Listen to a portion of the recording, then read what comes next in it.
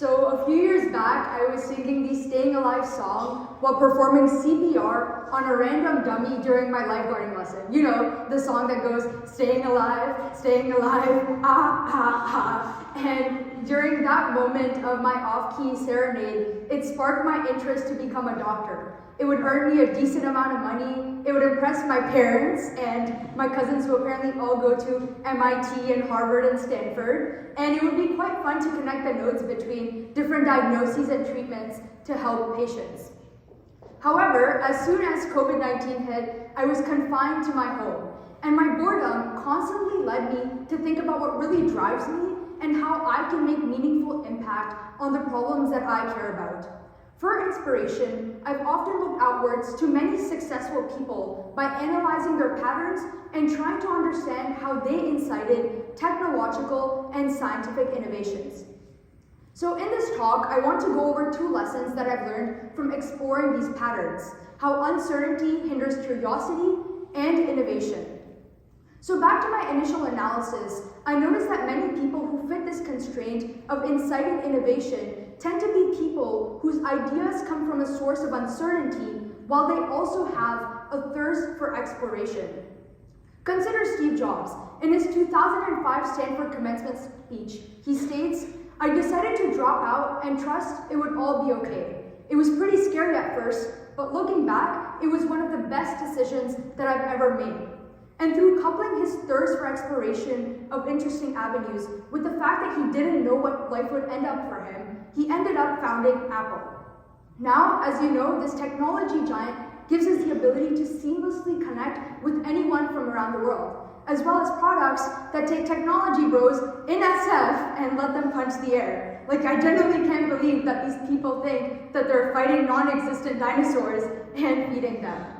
So similarly, I relinquished my interest to be a doctor, which I realized was mostly driven by mimetic desire. And instead, I started following my curiosity by going down the most random rabbit holes. But with this path came a deep sense of uncertainty about what my end goal was. And what I realized is that many people confront something similar because everybody likes to chase explicit objectives. And I think this sense of urgency really comes down to 2 things: the fear of failure and the fear of risk. But we shouldn't let this paralyze our potential.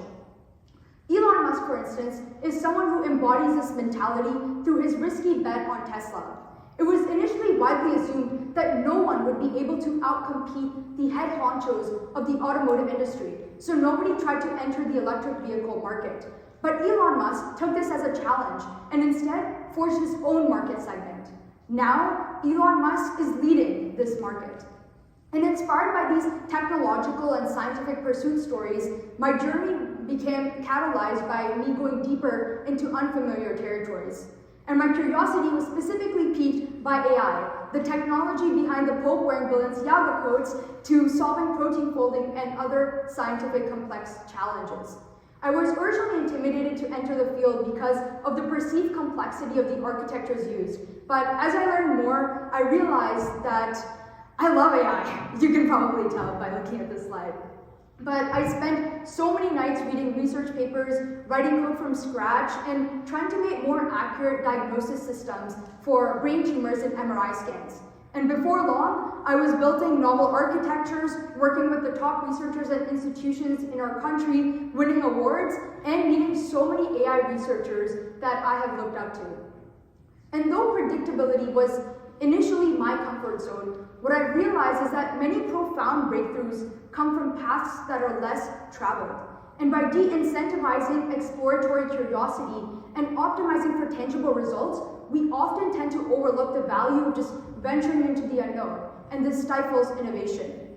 Especially at this time where there's so much low-hanging fruit and ever-growing fields and ideas, we need more people to be acting in a state of dissonance, who are actually concerned by the delta between what the world looks like right now and what their vision is for what the world should look like. The worst part is the fear of uncertainty doesn't just hinder some people from wanting to explore or create. It diffuses to other people embodying the same mentality of not wanting to deviate from the norm. So, we should act upon this fear instead of perpetuating stagnancy and complacency, despite the unpredictability and unknown nature of doing so. And as the pivot year suggests, there is great power in not knowing what is next, knowing not what decision to make, what to work on, or what our journey or destination even looks like. Every given moment contains within it doorways of opportunity. And when we enter one door, so many realities become available to us. This is the realm of infinite potential.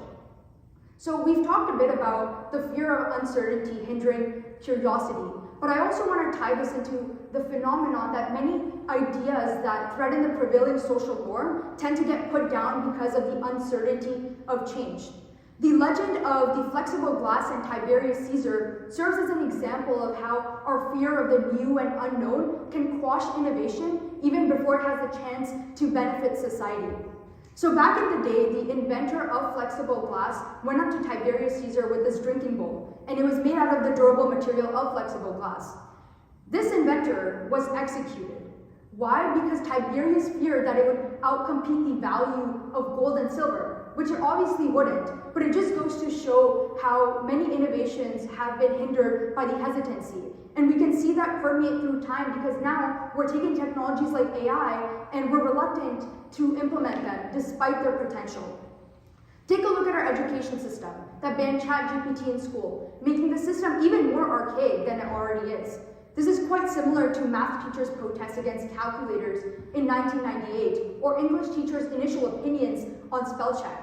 Our education system is engulfed with the fear that these tools will just eliminate creative and critical thinking, and instead just add more friction to standardize the assessment of one's intelligence or effort.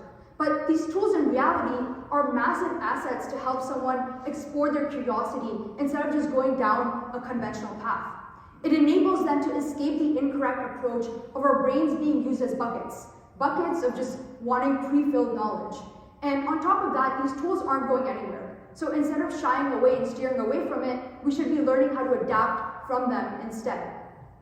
We need to actively overcome our resistance to uncertainty. Rather than seeing it as a daunting obstacle, we should think of it as a wellspring of inspiration, leading to profoundly positive outcomes.